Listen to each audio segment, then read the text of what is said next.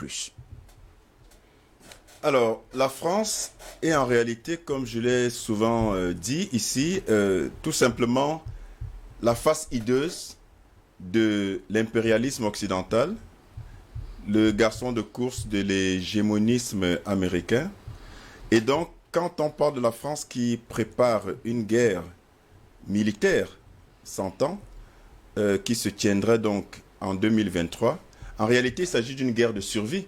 Il s'agit d'une guerre de survie pour une guerre de survie de l'Occident qui, par tous les moyens, finalement, doit pouvoir sauver la face pour ce qu'il en reste de son modèle économique, de son modèle social, de son modèle sociétal, de son modèle culturel, de son idéologie, de son modèle politique, je l'ai dit. Et donc, à un certain moment, il est question de passer à la dernière étape, à la dernière phase. Quand on a épuisé toutes les possibilités, quand on estime que, éventuellement, la démarche qu'on a utilisée, les moyens qu'on a employés jusqu'ici sont susceptibles de ne pas permettre d'atteindre les résultats escomptés, on utilise l'ultime recours qui est la guerre, la force. Et vous l'avez si bien dit, l'Afrique est l'objectif majeur. L'Afrique est le continent, la terre qui regorge de 60%, faut-il le rappeler, 60% au moins de toutes les ressources mondiales, du sol et du sous-sol. L'Afrique est considérée à juste titre comme étant le grenier du monde parce que les ressources agricoles abondent, affluent. L'Afrique est considérée comme le sous-sol qui peut garantir la survie du monde sur encore des centaines, voire des milliers d'années. Contrairement au catastrophisme démographique, que veulent nous faire entendre les sirènes de la peur, en nous faisant croire que plus on est nombreux, moins on aura des capacités et des possibilités de se nourrir, parce que les ressources seraient donc dans une progression arithmétique, pendant que l'humanité serait dans une progression exponentielle, ce qui est totalement faux, ce qui a été battu en brèche par de véritables économistes, contrairement à ce qu'ont voulu nous faire croire Thomas Robert Malthus et David Ricardo et les autres économistes qui, justement, présentaient ces thèses alarmistes-là. Alors, il se trouve que la véritable question, la véritable interrogation, c'est que fait l'Afrique? Où est l'Afrique? Parce que vous ne pouvez pas être la cible de prédateurs et vous contenter d'être distrait, de continuer de vivre normalement comme si de rien n'était.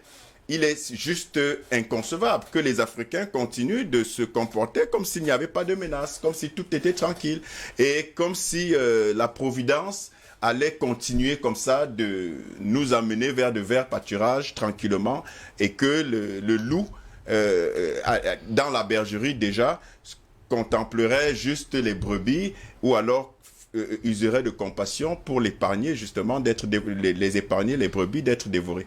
Donc c'est à nous de prendre nos responsabilités et les responsabilités, à mon sens, ne participent pas d'une démarche ou d'une logique d'attentisme vis-à-vis d'un quelconque miracle qui viendrait de nos dirigeants.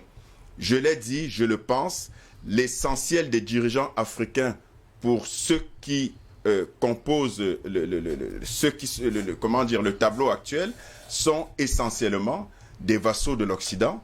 Il faut le dire, c'est triste, c'est pour le regretter et le dénoncer le déplorer que je le dis, mais la vérité c'est que il y a les populations qui, chaque jour, sont un peu plus conscientisées, un peu plus au courant, au fait de la réalité de cette supercherie occidentale vis-à-vis de l'Afrique qui ne peut juste plus continuer. Alors, quand on parle de solutions au niveau de l'Afrique, pour sortir en fait de ce schéma et ne pas rester passif par rapport au bruit de bottes venant de l'Occident, pour continuer à piller, à spolier et à déposséder l'Afrique de ses ressources et de sa dignité, tout simplement, il y a au moins 3 ou 4 axes par lesquels l'Afrique doit absolument passer. C'est l'éducation, c'est la sécurité et c'est l'économie. Oui. On va s'arrêter sur ces trois-là. L'éducation, parce que c'est la base de tout. Quand on parle d'éducation, on parle de la plus petite enfance, dès le plus tendre âge, mais c'est également l'éducation des adultes. Combien d'Africains adultes ne sont même pas au courant de ce qui se trame? Combien d'Africains découvrent, et c'est tant mieux, ce qui se passe au fil de nos émissions? Combien d'Africains pensent encore tout naïvement à la bonté divine de l'Occident qui vient les aider et vers lequel Occident, certains pensent encore légitime, logique, normal de se tourner pour quémander une quelconque manne?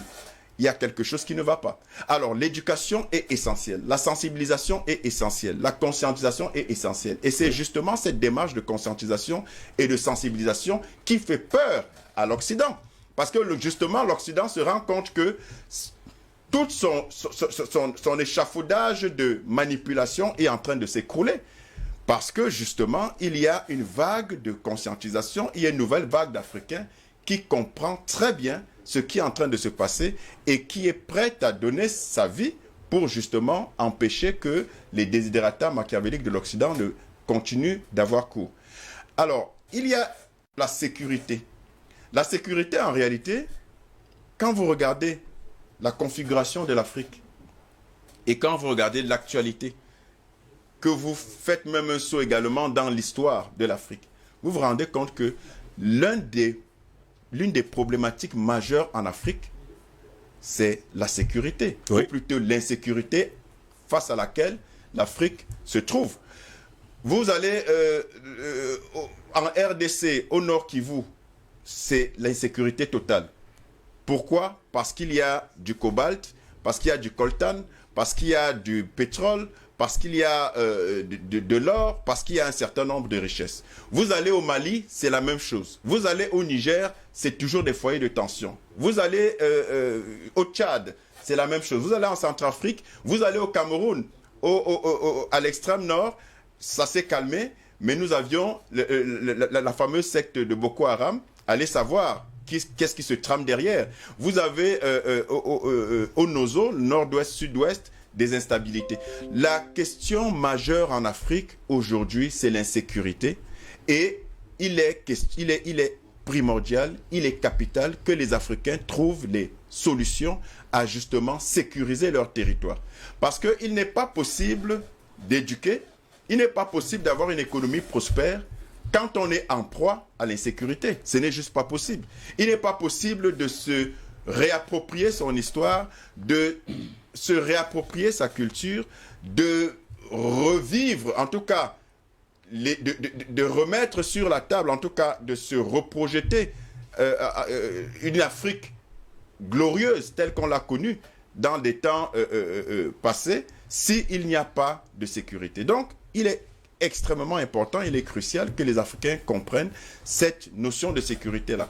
Évidemment, il est question maintenant de se demander comment, puisque l'Occident est en train de s'organiser telle une solution finale pour un assaut sur l'Afrique pour s'accaparer définitivement des richesses de l'Afrique.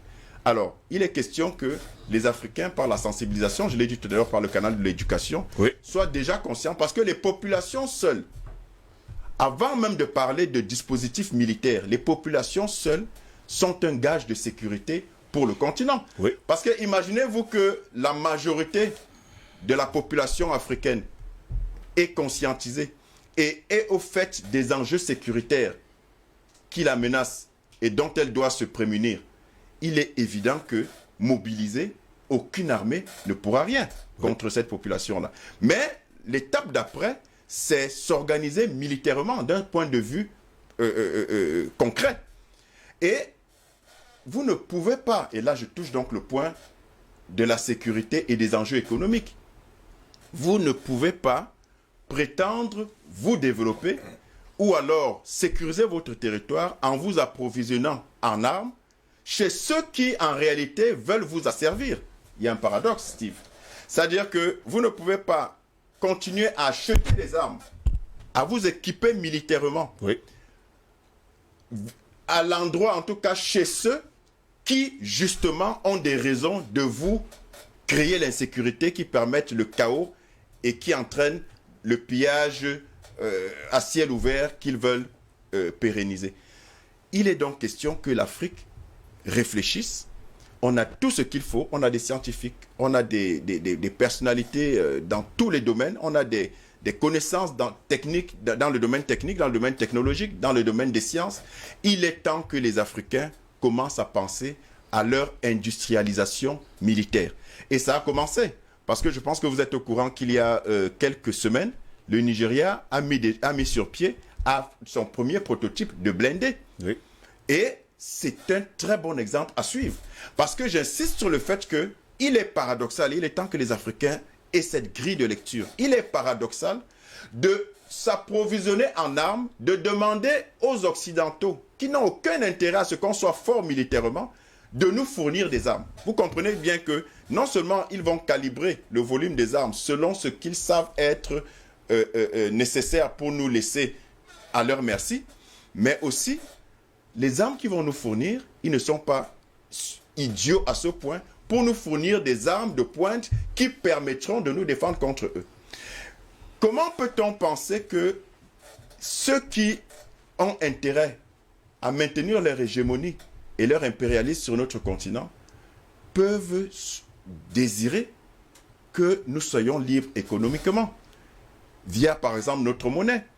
Si l'Afrique a sa monnaie, enfin, parlons ne serait-ce que des pays de la zone CFA, mais comment est-ce que la France va s'en sortir?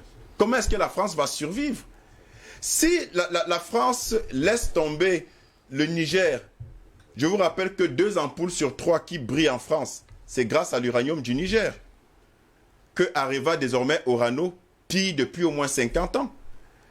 Si la France laisse le Tchad, laisse le Cameroun, laisse le Gabon, la Côte d'Ivoire, mais les voitures françaises ne vont plus démarrer. Les Français ne pourront plus aller au travail. Où est-ce qu'ils vont prendre leur carburant? Si la France n'avait pas créé le chaos en Libye pour le pétrole, en tant que bras armé de l'impérialisme américain qui derrière tient les ficelles, est-ce que les Occidentaux seraient en train de prospérer aujourd'hui?